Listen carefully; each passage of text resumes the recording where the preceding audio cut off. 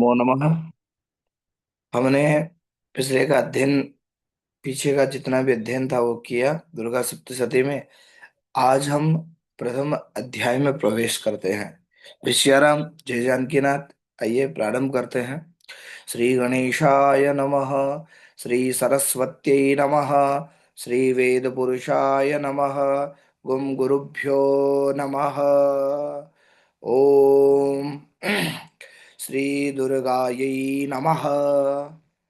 अथ श्री दुर्गा सप्तशती। आज प्रथम अध्याय है। मेधा ऋषि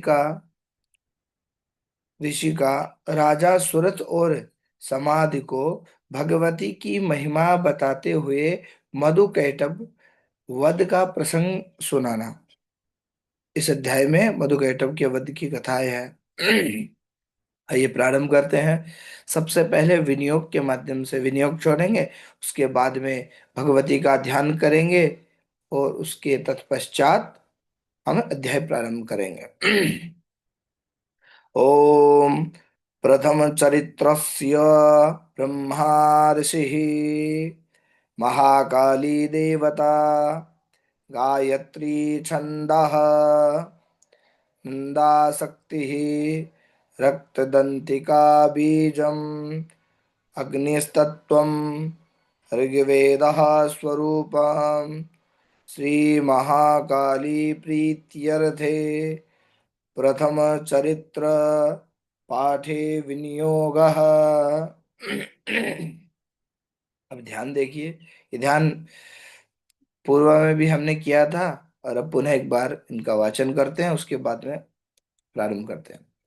ओम खड्गम चक्रगदेषु चाप परिघान शूलम्बुसुण्डीं शिरः शङ्खं सन्ददतीं करैस्त्रिनयनां सर्वाङ्गभूषावृताम् नीलास्मद्युतिमास्य पाददशकां सेवे महाकालिकाम् यामस्तौत्स्वपिते हरौ कमलजो हन्तुं मधुं कैटभम्।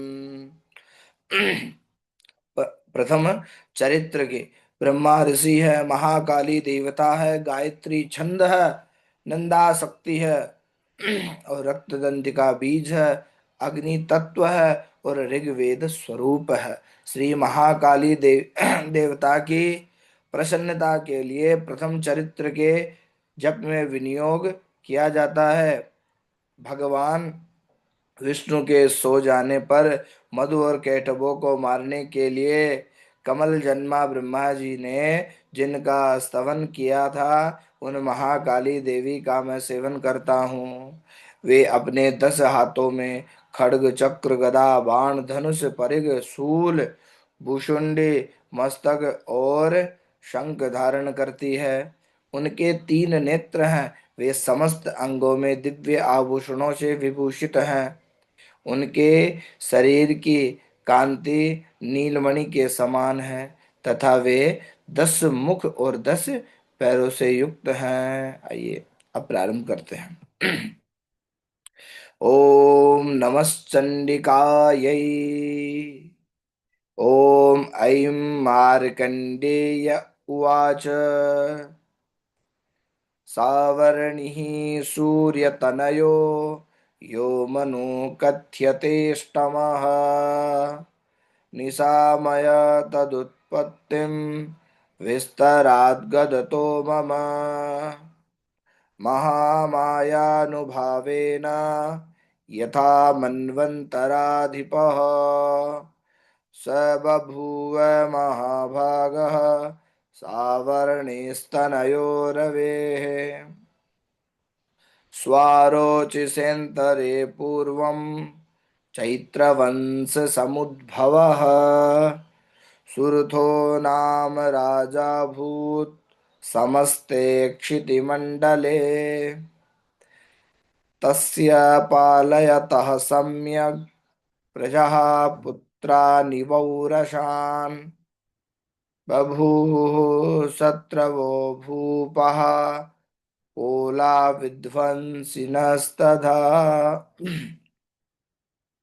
मार्कंडी जी बोले, सूर्य के पुत्र सावर्णी जो आठवें मनु कहे जाते हैं, उनकी उत्पत्ति की कथा विस्तार पूर्वक कहता हूँ, सुनो। सूर्य कुमार महाभाग सावर्णी भगवती महामाया के अनुग्रह से जिस प्रकार मनवंतर के स्वामी हुए, वही प्रसंग सुनाता हूँ। पूर्व काल की बात है। स्वारोचिष मनवंतर में सुरत नाम के एक राजा थे, जो चैत्र वंश में उत्पन्न हुए थे। उनका समस्त भूमंडल पर अधिकार था। वे प्रजा का अपने ओर से पुत्रों की भांति धर्म पूर्वक पालन करते थे। तो भी उस समय कोला विध्वंसी नाम के क्षत्रिय उनके शत्रु हो गए थे।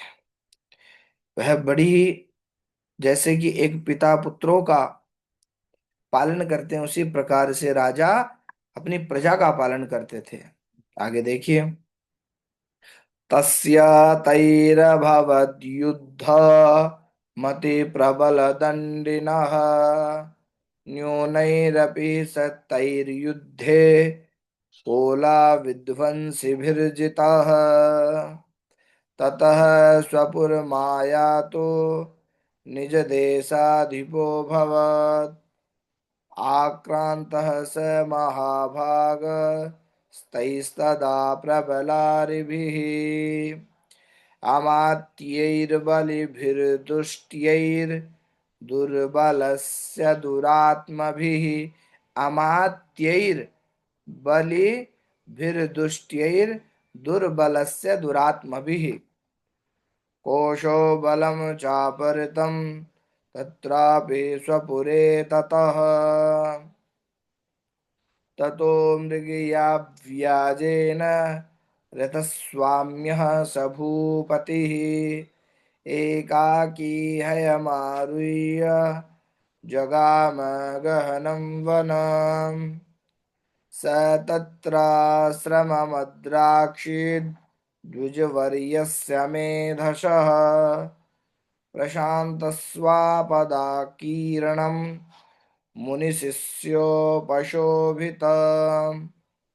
राजा राजा सूरत की दंड नीति बड़ी प्रबल थी। उनका शत्रुओं के साथ संग्राम हुआ। यद्यपि कोला विध्वंसी संख्या में कम थे, तो भी राजा सूरत युद्ध में उनसे परास्त हो गए। तब वे युद्ध भूमि से अपने नगर को लौट आए और केवल अपने देश के राजा होकर रहने लगे। समूची पृथ्वी से अब उनका अधिकार जाता रहा, किंतु वह भी उन प्रबल शत्रुओं ने उस समय महाभाग राजा सूरत पर आक्रमण कर दिया। राजा का बल क्षीण हो चला था, इसलिए उनके दुष्ट, बलवान एवं दुरात्मा मंत्रियों ने वहां उनकी राजधानी में भी राजकीय सेना और खजाने को हथियाया हथिया लिया। सूरत का प्रभुत्व नष्ट हो चुका था, इसलिए वे शिकार खेलने के बहाने घोड़े पर सवार हो वहां से अकेले ही एक घने जंगल में चले गए। वहां उन्होंने विप्रवर मेधा मुनि का आश्रम देखा, जहां कितने ही हिंसक जीव अपनी स्वाभाविक हिंसा वृत्ति छोड़कर परम शांत भाव से रहते थे। मुनि के बहुत से शिष्य उन वन की शोभा बढ़ा रहे थे। आगे देखो।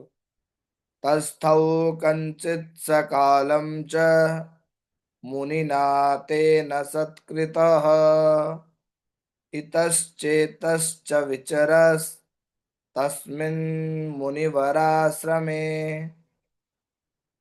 सोचिन्तयत्तदा तत्र ममत्वाकृष्टचेतनः मत्पूर्वैः पालितं पूर्वं मया हीनं पुरं हि तत् मद्भृत्यैस्तैरसद्भृत्यैर्धर्मतः पाल्यते न वा। न जाने स प्रधानो में शूरहस्ति सदा मदः मम वैरिव संयातः कान् भोगानुपलप्त्यते ये ममानुगता नित्यं प्रसाददन भोजनैः अनुवृत्तिं ध्रुवं तेज्य कुर्वन्त्यन्यमहीभृताम् असम्यग्व्ययशीलैस्तैः कुर्वद्भिः सततं व्ययम् असम्यग् व्ययशीलैस्तैः कुर्वद्भिः सततं व्ययम् सञ्चितः सोऽधिदुःखेन क्षयं कोऽसो गमिष्यति एतच्चान्यच्च सततं चिन्तयामास पार्थिवः तत्र विप्राश्रमाभ्यासे वैश्यमेकं ददर्श सः स स पृष्टस्तेन कस्त्वं भो हेतुश्चागमनेऽत्र कः। वहां जाने पर मुनि ने उनका सत्कार किया और वे उन मुनि श्रेष्ठ के आश्रम पर इधर उधर विचरते हुए कुछ काल तक रहे। फिर ममता से आकृष्ट चित्त होकर वहां इस प्रकार चिंता करने लगे, पूर्व काल में मेरे पूर्वजों ने जिसका पालन किया था वही नगर आज मुझसे रहित है। पता नहीं मेरे दुराचारी भृत्यगण उसकी धर्म पूर्वक रक्षा करते हैं या नहीं। जो सदा मद की वर्षा करने वाला और सूरवीर था वह मेरा प्रधान हाथी अब शत्रुओं के अधीन होकर न जाने किन भोगों को भोगता होगा। जो लोग मेरी कृपा धन और भोजन पाने से सदा मेरे पीछे पीछे चलते थे वे निश्चय ही अब दूसरे राजाओं का अनुसरण करते होंगे। उन अपव्ययी लोगों के द्वारा सदा खर्च होते रहने के कारण अत्यंत कष्ट से जमा किया हुआ मेरा वह खजाना खाली हो जाएगा। ये तथा और भी कई बातें राजा सुरत निरंतर सोचते रहते थे। एक दिन उन्होंने वहां विप्रवर मेधा के आश्रम में निकट एक वैश्य को देखा। उससे पूछा, तुम भाई तुम कौन हो? आगे देखो। सशोक इव कस्मात्त्वं दुर्मना इव लक्ष्यसे इत्याकर्ण्यवचस्तस्य भूपतेः प्रणयोदितम् प्रत्युवाच सतं वैश्यः प्रश्रयावनतो नृपम्। वैश्य उवाच। आज 20 श्लोकों का अध्ययन करेंगे। तो तुम कौन हो? यहाँ तुम्हारे आने का क्या कारण है? तुम क्यों शोकग्रस्त और अनमने से दिखाई देते हो? राजा सुरत का यह प्रेम पूर्वक कहा हुआ वचन सुनकर वैश्य ने विनती भाव से उन्हें प्रणाम करके कहा। वैश्य उवाच। अब आगे का अध्ययन हम कल की कक्षा में करेंगे। इतने ही श्लोकों को लेकर चलते हैं जिनका अपन आराम से उच्चारण कर सके। ज्यादा रहेंगे तो ज्यादा का अच्छे से उच्चारण नहीं होगा। 20-20 श्लोकों को लेकर के अध्याय में अपन चलते हैं। ठीक है। जय श्री राम, जय जानकीनाथ। अगर वीडियो अच्छी लगी तो चैनल को सब्सक्राइब जरूर कीजिए। जय श्री राम।